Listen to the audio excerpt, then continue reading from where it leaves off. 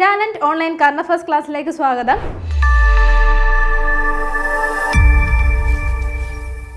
ഇന്ന് നമ്മൾ ചർച്ച ചെയ്യുന്നത് നവംബർ 9-ാം തീയതിയിലെ ആനുകാലിക വിഷയങ്ങളാണ്. വരൂ ക്ലാസ്സിലേക്ക് കടക്കാം.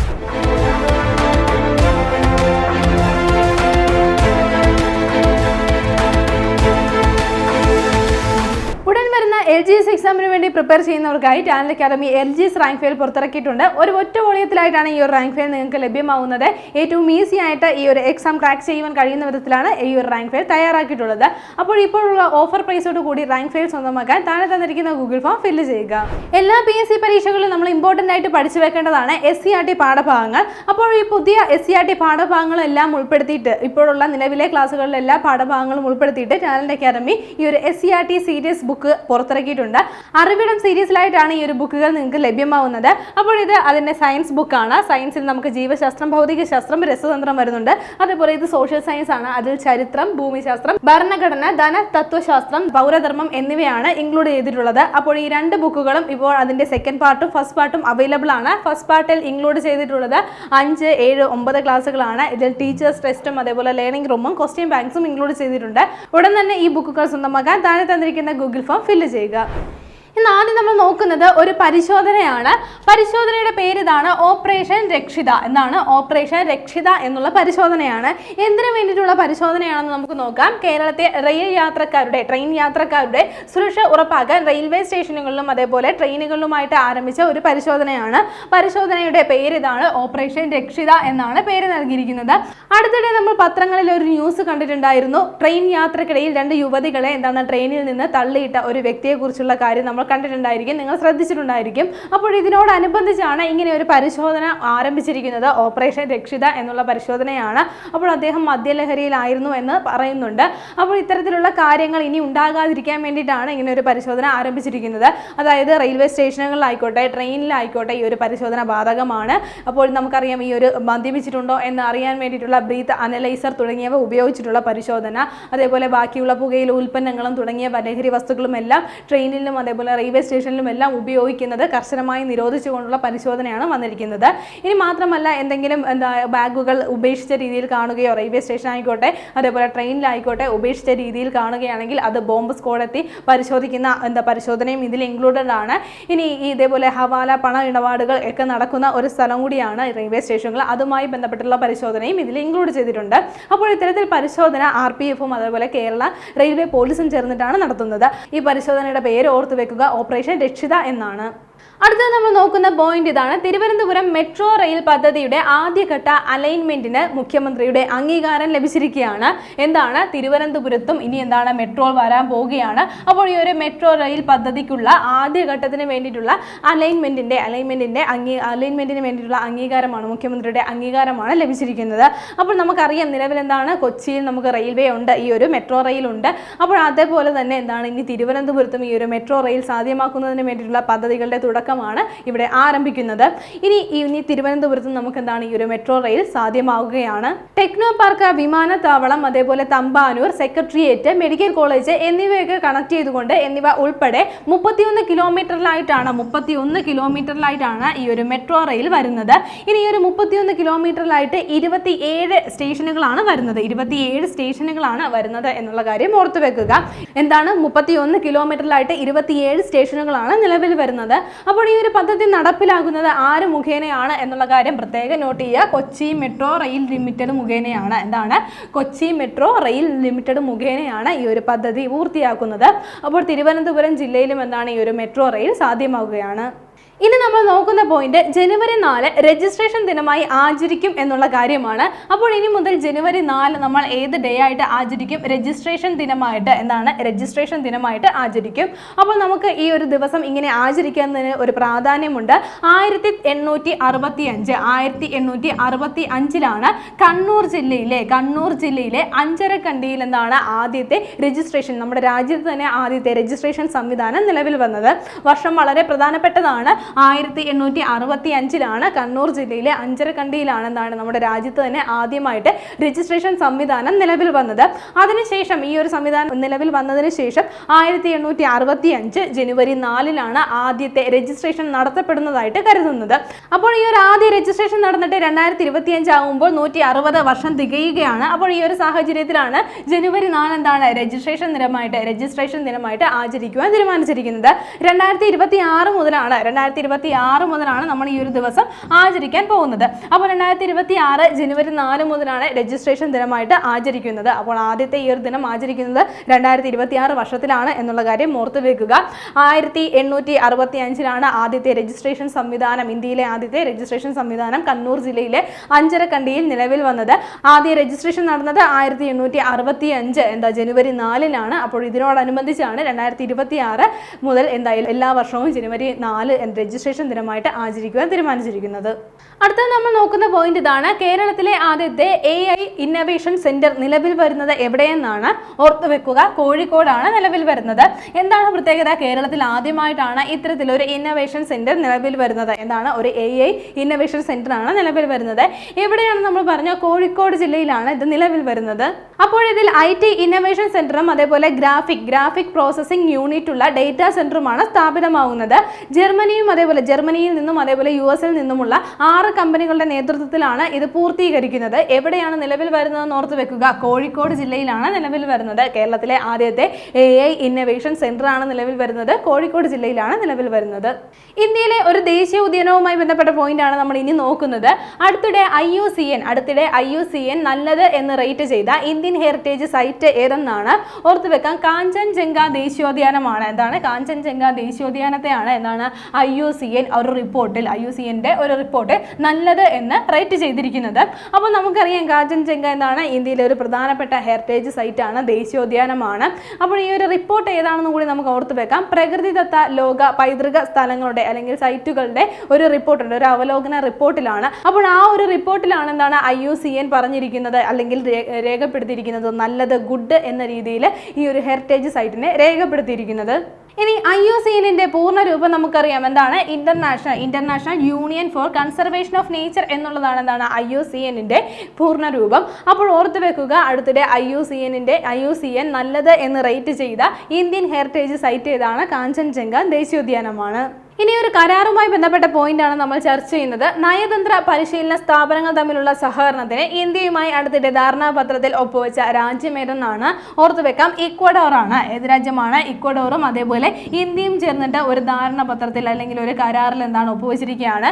എന്തിനു വേണ്ടിയിട്ടാണെന്ന് ഓർത്തു വെക്കുക, നയതന്ത്ര പരിശീലന സ്ഥാപനങ്ങൾ തമ്മിലുള്ള സഹകരണം വർദ്ധിപ്പിക്കുന്നതിന് വേണ്ടിയിട്ടാണ് ഈ ഒരു കരാറിൽ അല്ലെങ്കിൽ ഈ ഒരു ധാരണാപത്രത്തിൽ ഒപ്പുവെച്ചിരിക്കുന്നത്. ഇന്ത്യയും അതേപോലെ ഇക്വഡോറുമാണ് ഈ ഒരു ധാരണാപത്രത്തിൽ ഒപ്പുവെച്ച രാജ്യം. ഇനി ഒരു റാങ്കിംഗ് ആണ് നമ്മൾ ചർച്ച ചെയ്യുന്നത്. 2025 നവംബറിൽ പ്രസിദ്ധീകരിച്ചിട്ടുള്ള ഒരു റാങ്കിംഗ് ആണ്. ഹൂറോൺ ഇന്ത്യ ഫിലാന്ത്രോപ്പി പട്ടിക 2025 ആണ്. ഈ ഒരു പട്ടികയിൽ 1ാം സ്ഥാനത്തുള്ളത് ആരെന്നാണ് നമ്മൾ നോക്കുന്നത്. 1ാം സ്ഥാനത്ത് ശിവനാടാർ ആൻഡ് ഫാമിലി ആണ് ഉള്ളത്. എന്താണ്? ശിവനാടാർ ആൻഡ് ഫാമിലി ആണ് ഈ ഒരു പട്ടികയിൽ 1ാം സ്ഥാനത്തുള്ളത്. 2ാം സ്ഥാനത്തുള്ളത് മുകേഷ് അംബാനി ആൻഡ് ഫാമിലി ആണ്. ആരാണ് 2ാം സ്ഥാനത്തുള്ളത്? ആരാണെന്ന് ഓർത്തു വെക്കുക, മുകേഷ് അംബാനിയാണ്. മുകേഷ് അംബാനി ആൻഡ് ഫാമിലി ആണ് 2ാം സ്ഥാനത്തുള്ളത്. ഇനി 3ാം സ്ഥാനത്ത് വന്നിരിക്കുന്നത് ബജാജ് ഫാമിലി ആണ്. എന്താണ്? ബജാജ് ഫാമിലി ആണ് ഈ ഒരു പട്ടികയിൽ, ഈ ഒരു റിപ്പോർട്ടിൽ 3ാം സ്ഥാനത്ത് വന്നിട്ടുള്ളത്. അപ്പോൾ 1ാം സ്ഥാനത്ത് ശിവനാടാർ ആൻഡ് ഫാമിലി എന്ന് പറഞ്ഞു, 2ാം സ്ഥാനത്ത് മുകേഷ് അംബാനി ആൻഡ് ഫാമിലി ആണ്, 3ാം സ്ഥാനത്ത് വന്നിരിക്കുന്നത് ബജാജ് ആൻഡ് ഫാമിലി ആണ്. അപ്പോൾ ഈ ഒരു റിപ്പോർട്ട് പറയുന്നത് എന്താണെന്ന് വെച്ചാൽ നമ്മുടെ ഇന്ത്യയിലെ ഏറ്റവും കൂടുതൽ എന്താണ് ജീവകാരുണ്യ പ്രവർത്തനങ്ങൾക്ക് വേണ്ടിയിട്ട് ഏറ്റവും കൂടുതൽ ഫണ്ട് നൽകിയിട്ടുള്ളവരുടെ പട്ടികയാണ് തയ്യാറാക്കിയിട്ടുള്ളത്. അപ്പോൾ കഴിഞ്ഞ വർഷങ്ങളിൽ നമ്മൾ ഈ പട്ടിക ചർച്ച ചെയ്തിട്ടുണ്ട്. അപ്പോൾ ഓർത്തു വെക്കുക, ഹൂറോൺ ഇന്ത്യ ഫിലാന്ത്രോപ്പി പട്ടികയാണ് നമ്മൾ നോക്കിയത്. 2025 നവംബറിൽ വന്നിട്ടുള്ള റിപ്പോർട്ട് പ്രകാരമാണ് നോക്കിയത്. അതിൽ 1ാം സ്ഥാനത്ത് ശിവനാടാർ ആണ് വന്നിരിക്കുന്നത്, 2ാം സ്ഥാനത്ത് മുകേഷ് അംബാനി ആൻഡ് ഫാമിലിയാണ്, 3ാം സ്ഥാനത്ത് വന്നിരിക്കുന്നത് ബജാജ് ആൻഡ് ഫാമിലിയാണ്.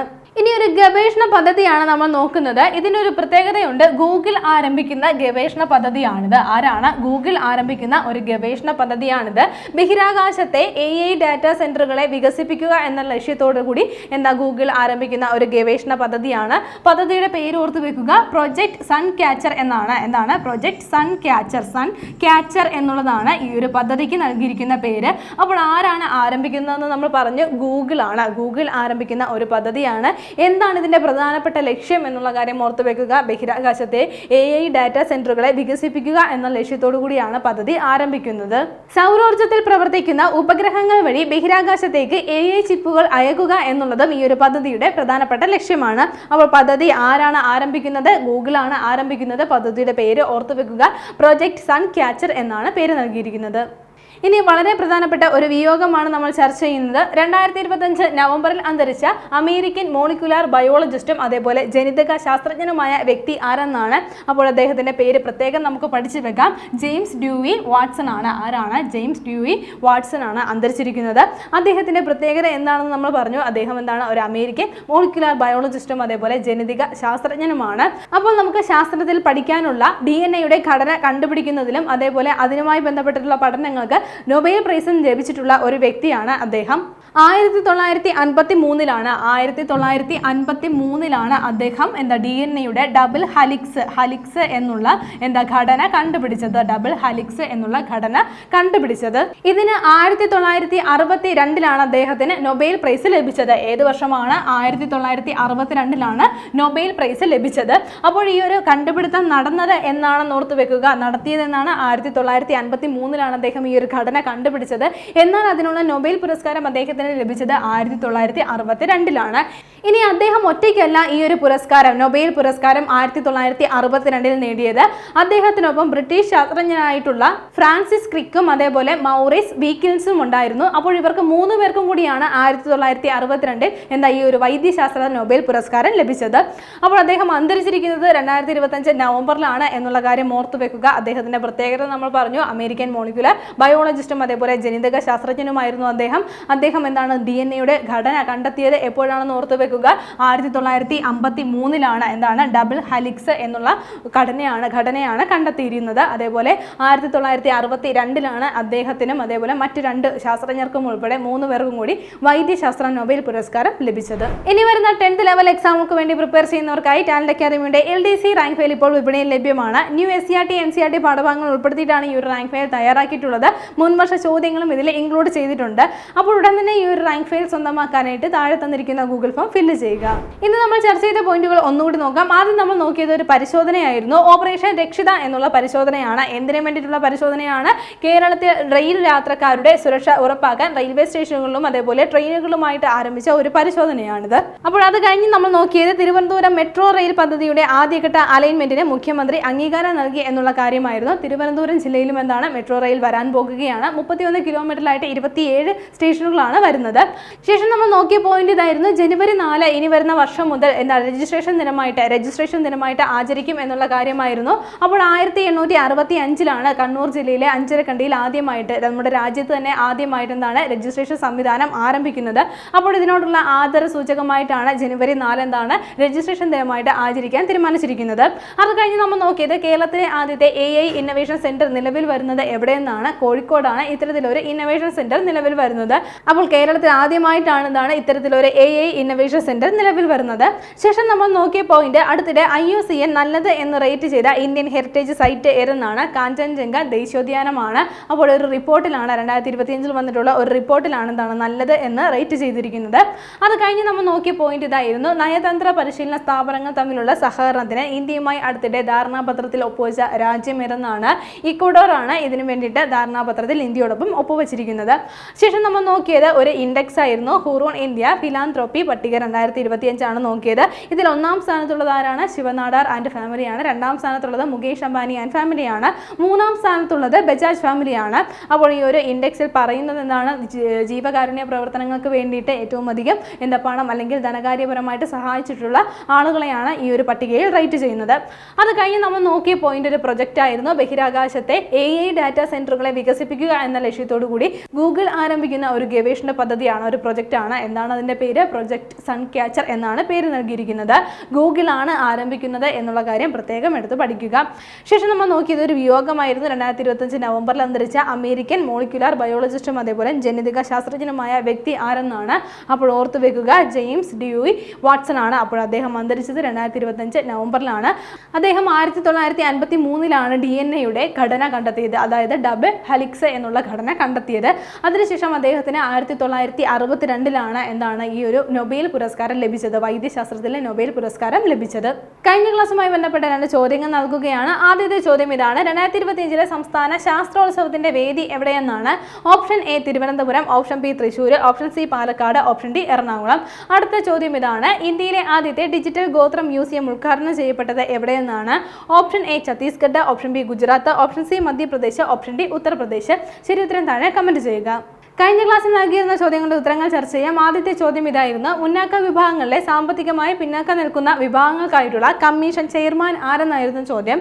ശരിയുത്തരം ഏതാണ്? ഓപ്ഷൻ ബി ആണ്. CN രാമചന്ദ്രൻ നായരാണ് ഈ കമ്മീഷന്റെ ചെയർമാൻ. പിന്നെ 2 അംഗങ്ങൾ കൂടി വന്ന കാര്യം നമ്മൾ പറഞ്ഞിട്ടുണ്ടായിരുന്നു. ആരൊക്കെയാണ് അംഗങ്ങൾ? സെബാസ്റ്റ്യൻ ചൂണ്ടൽ അതേപോലെ G രതികുമാർ എന്നിവയായിരുന്നു ഈ ഒരു കമ്മീഷന്റെ അംഗങ്ങളായിട്ട് അപ്പോയിന്റ്മെന്റ് ആയത്.